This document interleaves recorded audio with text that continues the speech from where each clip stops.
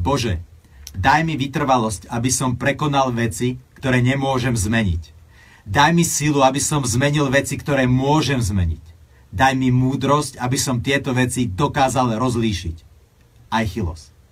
A tu zlyháva najväčšie množstvo ľudí. Neexistuje na svete človek, ktorý by bol dlhodobo úspešný a nemal by túto vlastnosť.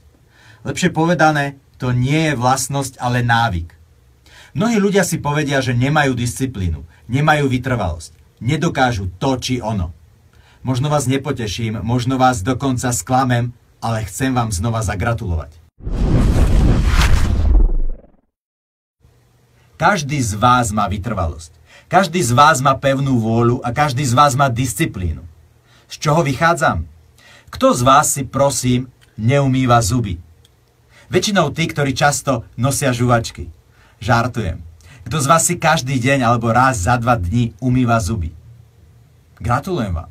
Ste vytrvali. Koľko rokov to už zvládate každý deň a poctivo? Ste vytrvali. Ako je možné, že si každý deň umývate zuby? Ja vám to poviem.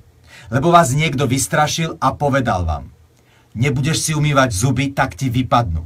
Budete smrdieť z úst. Budeš mať kazy, budeš ich mať krivé, vytrhajú ti ich. A okrem iného ti oprava stojí 1000 eur. Ľuďom táto predstava prekáža, preto si umývajú zuby.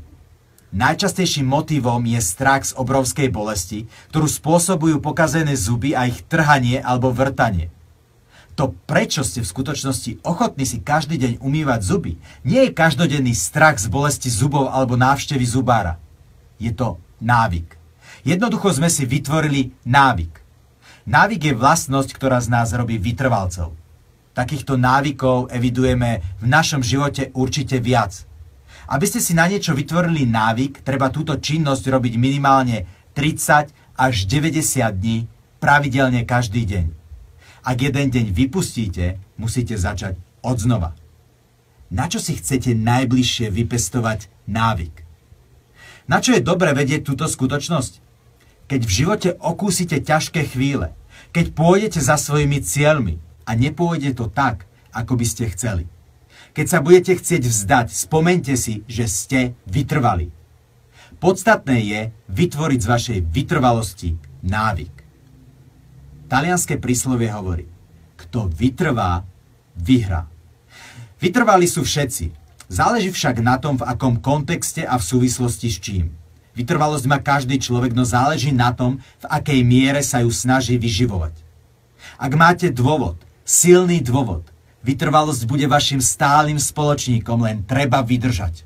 Ak sa budete chcieť vzdať a budete si hovoriť: som netrpezlivý, nemám pevnú vôľu, nedokážem to, tak si spomeňte na životnú situáciu, keď ste boli vytrvali. Lebo ste určite prežili aj takúto situáciu. Každý ju prežil. A to znamená, že vytrvalosť viete použiť aj v inej súvislosti, ako vlastnosť, ktorú ste už zažili na vlastnej koži.